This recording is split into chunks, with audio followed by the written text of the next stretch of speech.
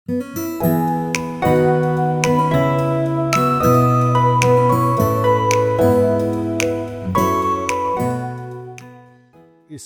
pinagpalang umaga po sa buhay ng bawat isa. Amen po ba doon? Pwede po ba ninyong ngitian ang katabi ninyo? Tingnan po niyo siya mata sa mata at sabihin po niyo sa kanya, napakaganda ng ating Panginoong Diyos. Yeah.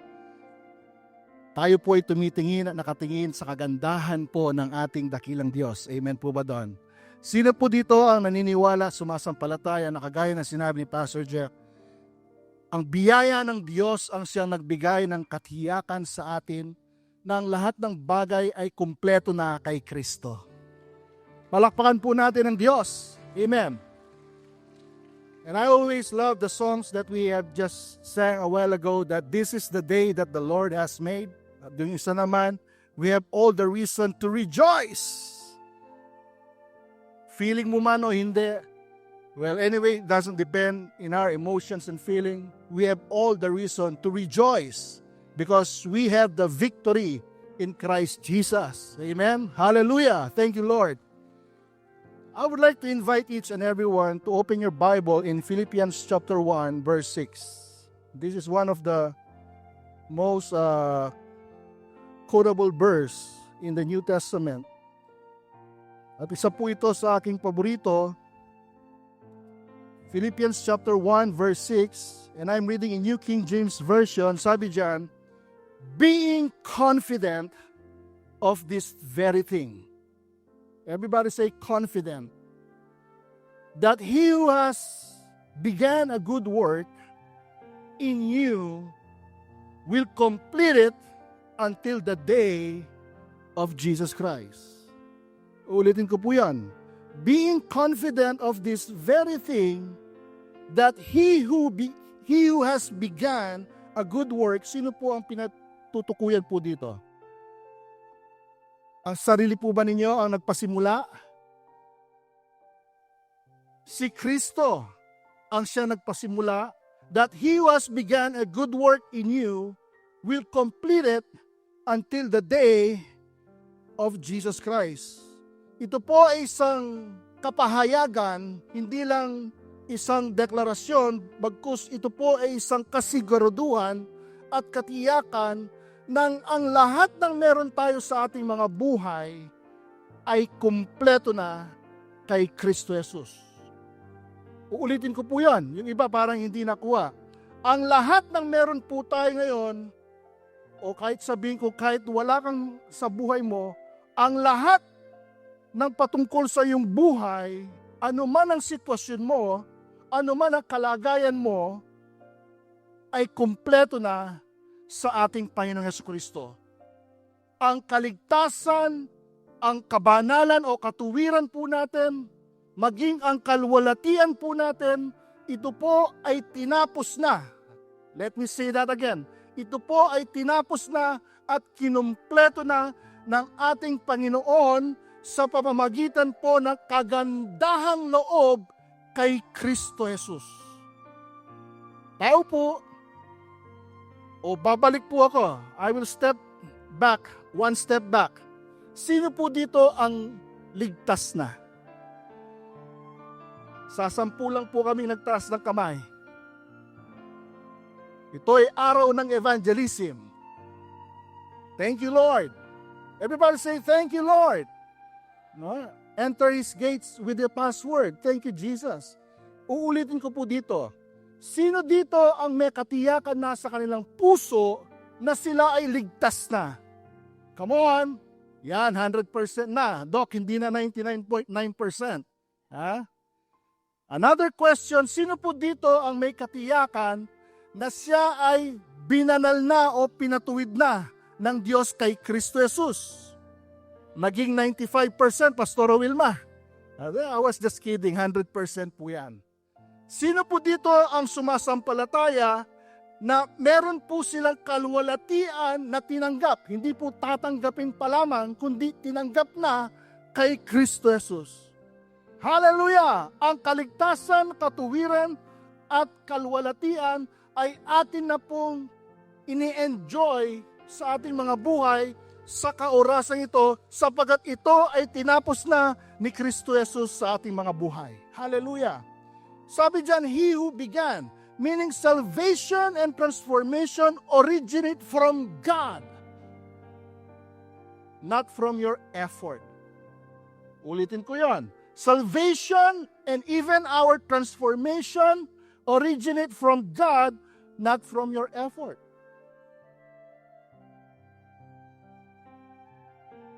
Sometimes, madalas nating naririnig, trust the process. Sino dito ang nakarinig na o nakabasa na trust the process? Not only the process, but the one who's doing the process himself. The word a good work in this Philippians chapter 1 verse 6, the work is God's grace in you. Not your performance for Him. It's the other way around. Kaya nga tapos na eh.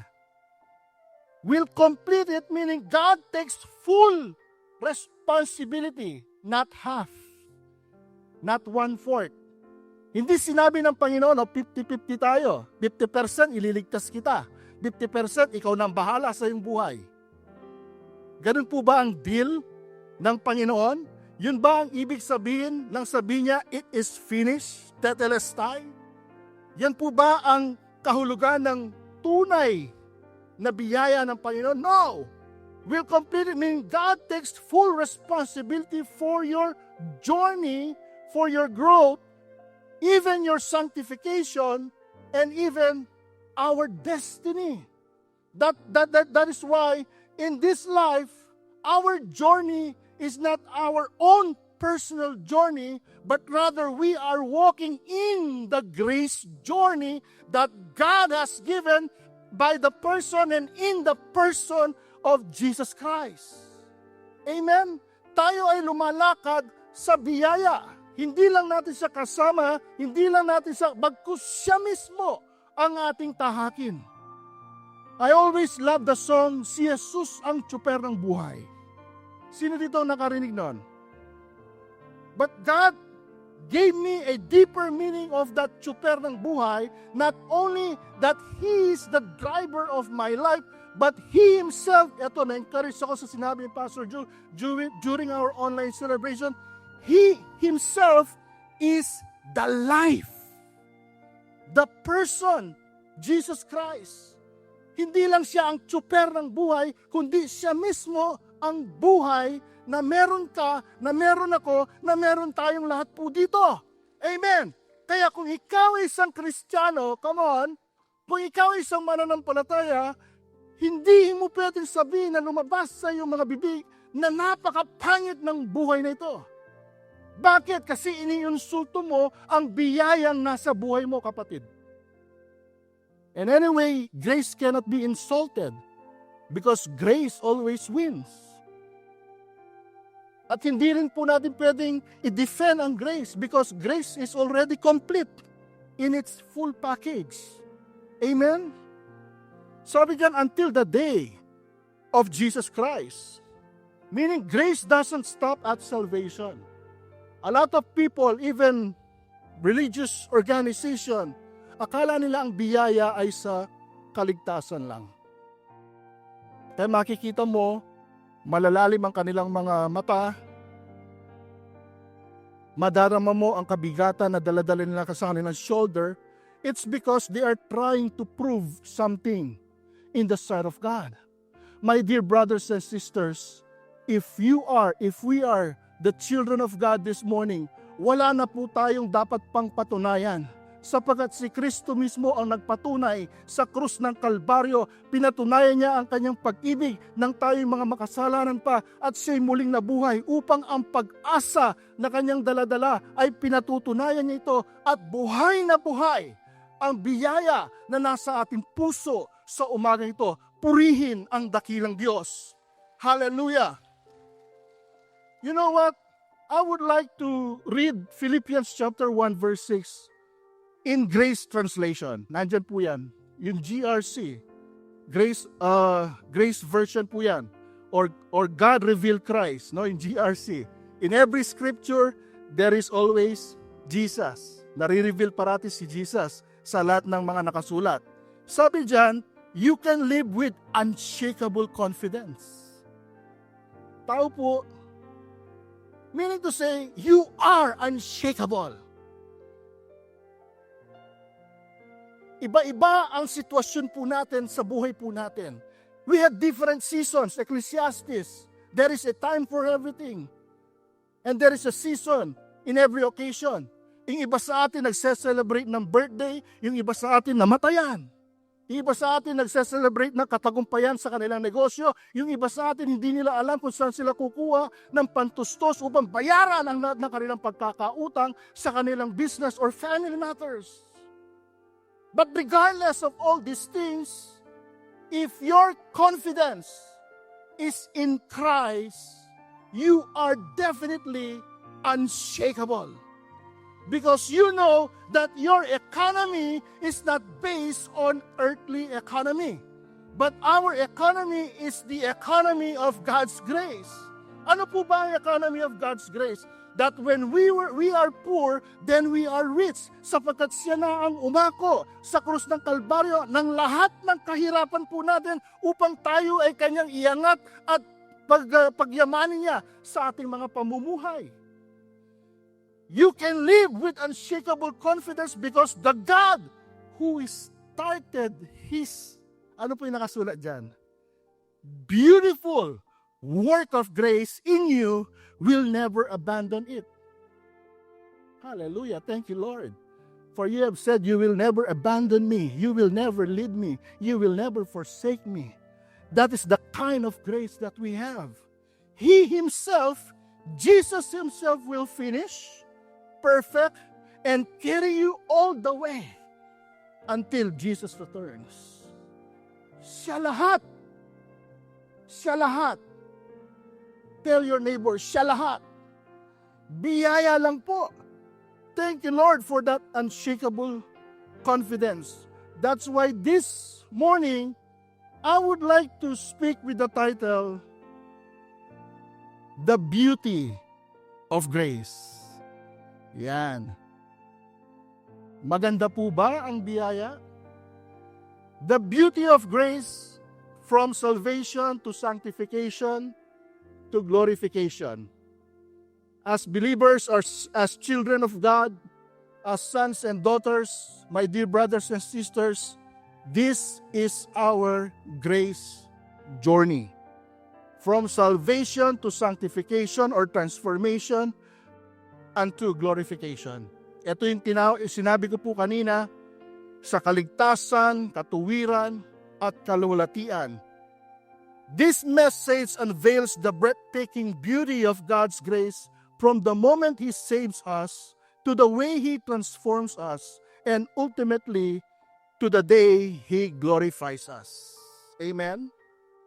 I'd like to ask a simple question. Have you ever received something so beautiful, so undeserved, so overwhelming that it changed you forever? Some of us might be thinking that this is a question answerable by material things. But this is way beyond material, physical things. Well, our family, ang asawa ko po, hindi aksidente, Grace ang pangalan niya. Sapagkat grace talaga ang lahat. Niligawan ko po siya ng 9 months. Bakit tayo napunta sa love life ko? Hindi po tungkol. But I just want to drive something here. No? No? I would like to make a to establish some point and principles. Maigit 8 buwan ko po siya niligawan. Nandyan po ang aking asawa. Mamaya pwede nyo siyang interviewin. Ang lahat po ay ginawa ko na. Ang allowance ko, naka-abroad po yung parents ko noon. Ang lahat ng pagpapakyut sa bahay po nila. And by the way, nanligaw po ako sa kanilang tahanan. Bagamat pinagtatabuyan niya ako, ayaw ko umalis, nandun pa rin ako sa bahay nila. Ano man ang ginawa ko, ang lahat. After 9 months, tinuldugan ko ang aking sarili. Sabi ko, dapat sa araw na ito, sasagutin niya na ako. I still remember that date, May 24, 1993. 1993. Niyaya ko po siya mag-date doon sa Angeles Fried Chicken. Hindi po ako binabayaran ng Angeles Fried Chicken. Si Brother Sonson makaka-relate dito. 4-5 oras po kami doon. Sa dadalawang pirasong chicken, nagtataka ang mga waiter na nanonood sa amin.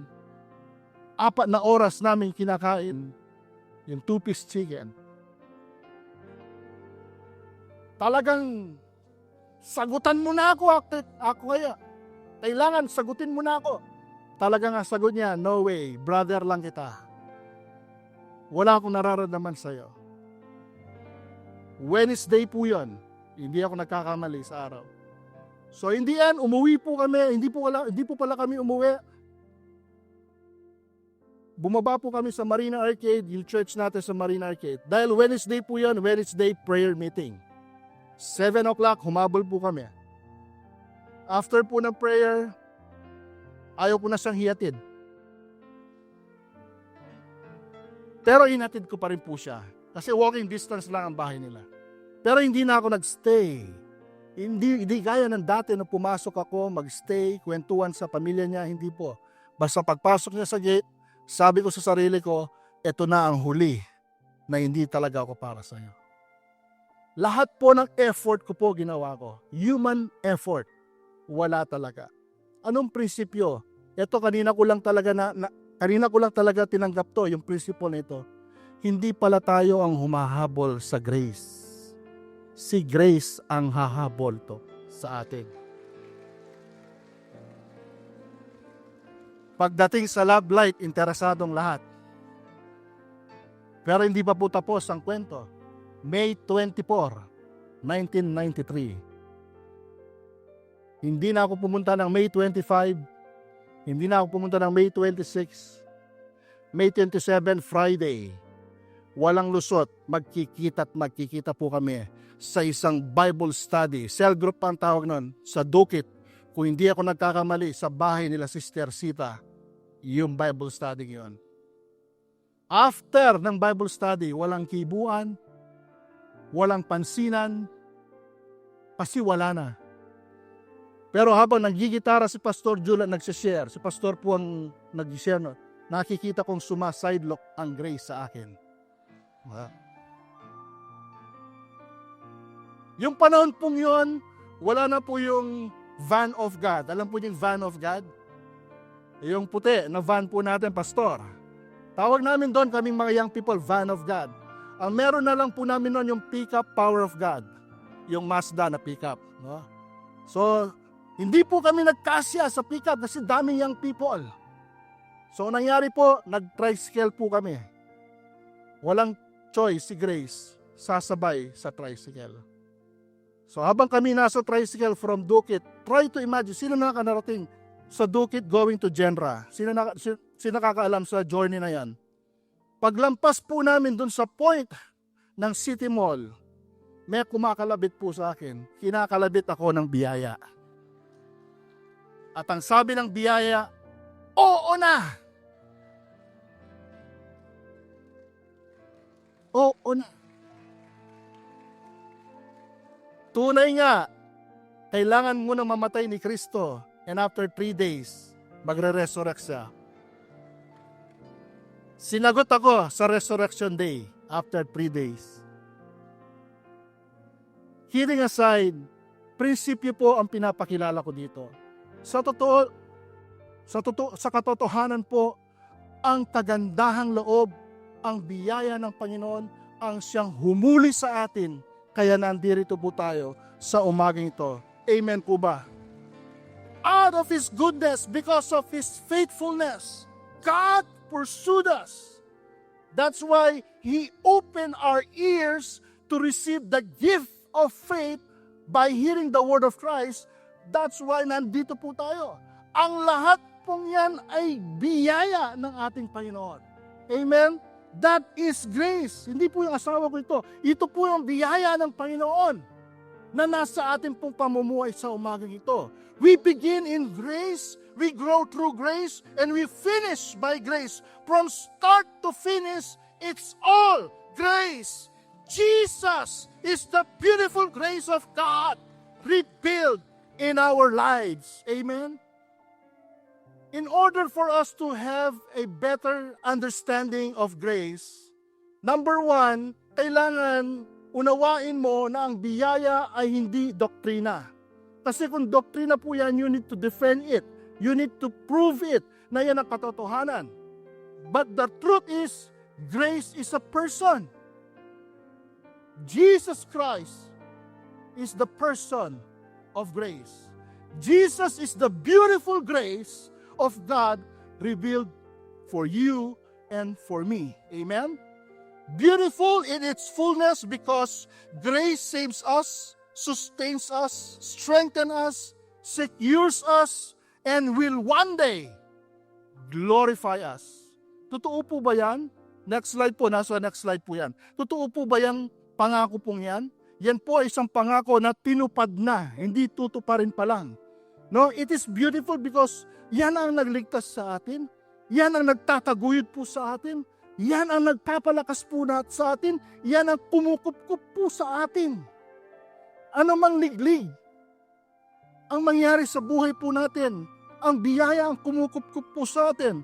At yan po ang siyang magpapakita sa atin ng tunay na kaluwalhatian sa atin hanggang sa pagdating ng ating Panginoon Jesucristo na tinatawag na nating eternal or eternity. Grace is the divine journey from salvation, sanctification, and glorification. And remember this, my dear friends, what God begins by grace, He never hands over for human effort. Ang ganda na, no? Ang lahat po ng ginagawa natin, itanggap lang po tayo ng tanggap sa kanyang mayamang biyaya. At habang tayo po'y tumatanggap at nag-overflow po tayo ng kanyang mga biyaya, we manage to share this. We manage to reflect this. Sabi nga ng preaching last Sunday, reflecting by imitating, reflecting God sa ating mga buhay. Because you can never reflect what you don't receive, what you don't have. Kaya ang biyaya ay buhos lang ng buhos ng katapatan ng Diyos. Binubuhos niya patuloy ang kanyang kabutihan upang sa gayon meron po tayong i-reflect sa Kanya. Sabi nga po, ulitin ko, Philippians 1:6, that He who began a good work in you is faithful to complete it until the day of Jesus Christ. And that is the confidence, the unshakable confidence that we have this morning. Put this into our hearts. Remember, grace is beautiful because it is God's heart on display. He loved us, He changed us, and keeping us forever in Christ. Once again, my friends, this morning, Jesus is the beautiful grace of God revealed in His Word, revealed in our scenarios, revealed in every occasions, revealed in our entire lives. Siya mismo, mula umaga, maghapon, hanggang gabi. Ano po kasunod po nun? Hindi po 702 DCAS. Si Kristo po, ang biyaya ng Diyos ang siyang ating nakikita. Huwag mong tingnan ang iyong sitwasyon sa mata, sa personal mong mata. Tingnan mo yan sa biyaya ng ating Panginoon. And God will surely reveal Himself, no, sa kanyang kabutihan, sa kanyang kagandahan loob. Let us discover more why grace is called beautiful. This morning, I strongly believe that we are all in agreement that truly grace is beautiful. Actually, the word beautiful is not sufficient to define the true richness, the true glory, the true beauty of grace. It's even way beyond amazing grace. Amen? Number one, grace in salvation, this is the beautiful beginning that we have. Remember, grace is the beginning of everything. Amen po ba doon? Ephesians chapter 2 verses 8 and 9. Your salvation, My salvation is entirely because of God's grace. Amen po ba doon? Meron ka bang participation doon? Wala. In the context of salvation, it is all by God's grace. Received through trusting in Christ. That is called faith. None of it came from your own effort. Not even your behavior. Not even your wonderful performances. Salvation is God's free gift to you. Salvation is God's free gift to mankind. So no one can take credit. No one can brag about it or claim they earn it. It is called gift. Ang mahirap po kasi, tayo po ay pinalaki sa reward system. There's nothing wrong in reward system, especially in the corporate world. But when we talk about the grace of God, it's not about reward. It's about Him giving, us receiving. Amen? We are walking in the overflow of God's grace. Hallelujah. Salvation is all about God's actions in us. Grace is the entire reason we are saved.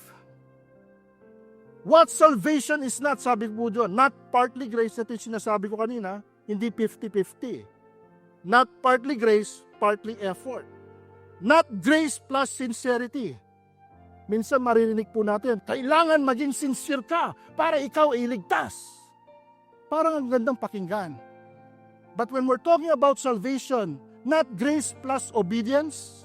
Obedience is important, but let us position obedience in the proper position. Not grace plus behavior.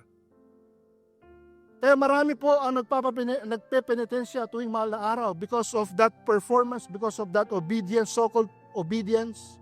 But let me tell you, salvation is all about grace alone, Christ alone, and faith alone. Siya ang nagpasimula, siya ang gumagawa, at siya ang tatapos. Purihin ang dakilang Diyos. That's why Jesus is called the Alpha and Omega, the author and finisher of our faith. Minsan kung pilosopo ka, author lang siya at finisher, pero yung middle, kailangan tayong lahat. Hindi po. Kasi kung ang middle, tayong lahat, wala pa rin pong papasa. Anong tatapusin ni Kristo kung ang basihan niya ay yung human effort po natin? Anong tatapusin ng Diyos kay Kristo kung ang titingnan niya yung mga performances mo? Sincere ka ba sa iyong naging pananampalataya? Obedient ka ba? Gustong-gusto ko po yung senior po ni Pastor Gerald Mendiola. When Jesus fed the 5,000, hindi niya tinanong isa-isa kung mabuting tao yon o kung masamang tao yon. During that account, during that scenario, ang lahat ay kumain at ang lahat ay nakatikim sa kagandahang loob ni Kristo. Purihin ang dakilang Diyos. That is called grace. That is called biyaya sa atin ng ating Panginoon Diyos. Salvation is a gift, not a reward. A reward is based on performance. A gift is based on L-O-V-E. Love. Amen? Do you see the difference? Paano Pastor Jay? Kailangan ganito. No. A classic example, yung isang naipako sa krus na kasama ni Kristo. Hiniling ba ni Kristo nung sabihin ng tao, Panginoon, alalahanin po ninyo ako. Sinabi ba ni Kristo, bumaba ka muna dyan, maligo ka, ang baho mo. Hindi po.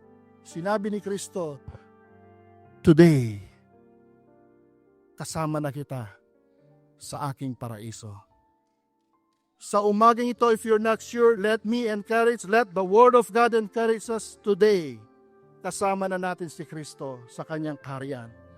Tiyak, ganap at tinapos ang kaligtasan natin sa ating Panginoong Diyos. Grace is not transactional. If works can't save you, works can make you lose salvation. Ang dami po ngayon pinagdedebetahan to. Marami ang hindi uma-agree. If human effort did not start salvation, human failure cannot undo it. In other words, dito pumapasok yung once saved, always saved.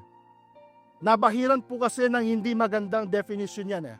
But ang katotohanan, once saved, always saved by the grace of God. If you would ask me, if you don't believe that, let me ask you this question.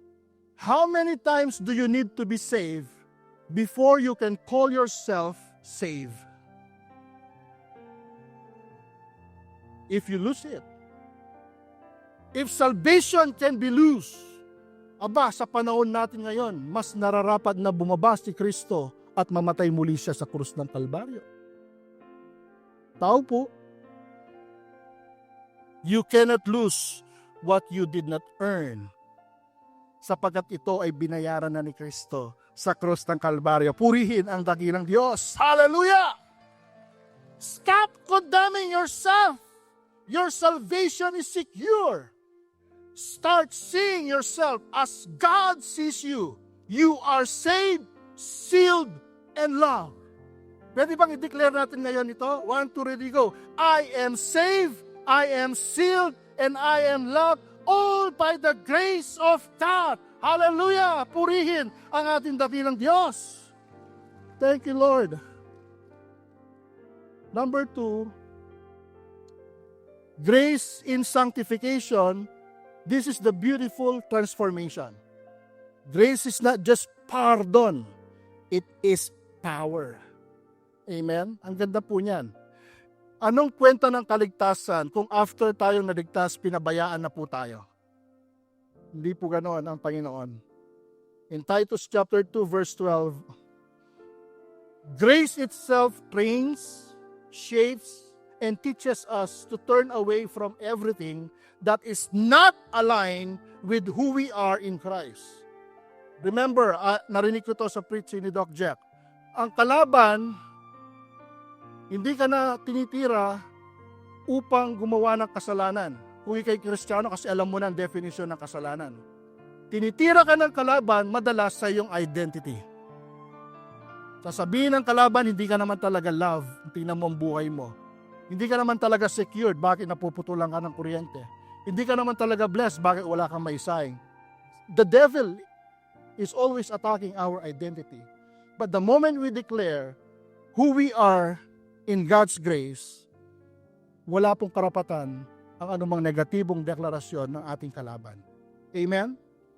Sabi dyan, ulitin ko, grace itself trains, shapes, and teaches us to turn away from everything that is not aligned with who we are in Christ.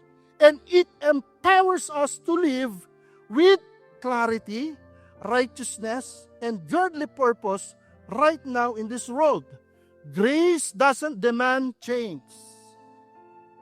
Grace produces it. Hindi sinasabi ng grace, kailangan manalangin ka tuwing umaga upang ikaw ay magbago. Importante po ang pananalangin. Ang pananalangin po ay hindi susi para magbagong tao. Tayo po ay nananalangin sapagkat binago na tayo ng ating Panginoon Diyos. Amen! Tayo ay nananalangin, tayo sumusunod sapagkat alam natin na tinanggap na natin ang biyaya na patuloy na kumikilos sa ating mga buhay at ang pagkilos ng biyaya ang siyang nagpapabago sa atin. Hindi ikaw, hindi ako, hindi ninuman kundi ang biyaya na nasa atin ang siyang kumikilos po sa ating mga buhay. Siya lahat. Amen? Grace produces transformation. Meaning to say, if we truly receive grace, transformation is always there. Makikita sa iyong buhay. Hallelujah. Grace is not passive. Grace is transformational. Hallelujah. You know what? That claim destroys the lie that grace leads to license to sin. Sino nakarinig dun sa grace is a license to sin? That is wrong. Because license is a reward system. Sino dito may mga lisensya para mag-drive po sila? O, 4 lang po kami na may lisensya. Yung iba, kamusta? Kasi po ang lisensya, kailangan pagtrabahuhin mo para ibigay. Doon pa lang mali na po yung definition eh. Therefore, grace is not a license to sin. Because if that's so, conflicting po ang grace. Grace is not permission to sin. Because grace is power over sin. Amen? Remember, through the death of our Lord and Savior Jesus Christ and in the power of His resurrection, sin and death, hindi lang po yung sin and death has no authority over us because we are now under grace, not under the law. Amen po ba doon? Grace is the teacher, not the law. Jesus did not discredit the law, but Jesus completed the law because Jesus is the culmination of the law. God, under the law, God is requiring something. Do this and do that. And no one in this place, not even our ancestors, were able to fulfill that. Only Jesus fulfilled the law. The law demands but does not empower. Grace teaches, trains, shapes, and strengthens. The law will always tell you, do better. But grace speaks to us, hey, I am working in you. Amen? Ang ganda po nun. Ang biyaya ang kumikilos po sa atin. Grace produces what flesh can never produce. Self-effort can modify behavior temporarily. Sino po dito ang gumagawa ng New Year's resolution? Yan, 1 month na lang, New Year na. Self-effort po yan. Ni isa, meron po ba kayong nagawa? Magda-diet na ako.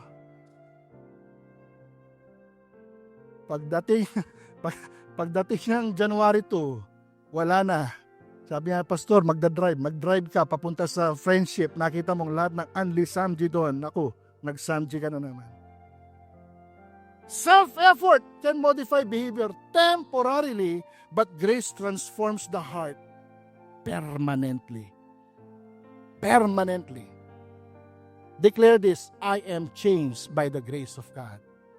Thank you, Lord. Hindi babaguhin pa lang, binago na po tayo kasi ang nasa atin ay ang Espiritu ng Diyos na nananahan sa atin. We are the temple of the Holy Spirit and that is beautiful. No?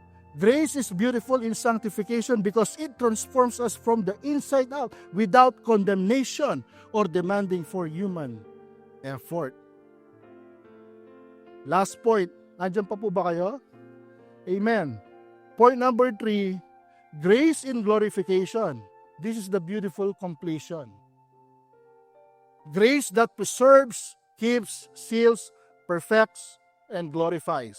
Sama-sama po yan. In Romans chapter 8 verses 29 to 30, sabi po dyan, long before you ever knew Him, no? God already knew you, loved you, and chose you to be shaped into the likeness of Jesus.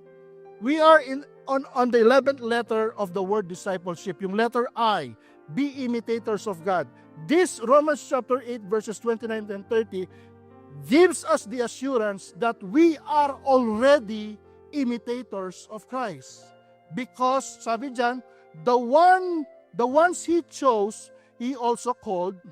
The ones He called, He also made righteous. And the ones He made righteous, He has already secured in future glory. Your entire salvation journey from beginning to final glory is God's work of grace from start to finish. From start to finish. Hallelujah. Salamat sa mga salita mo, Panginoon. The golden chain of our grace journey. Sabi doon, from the scripture Romans na binasa po natin kanina, for new, predestined, called, justified, and glorified. This is what we call the unbreakable chain. all acts of God with zero dependency on human effort. This is all God. This is all the love of the Father in Christ Jesus, sealed by the Holy Spirit. Sino makakabuwag nun?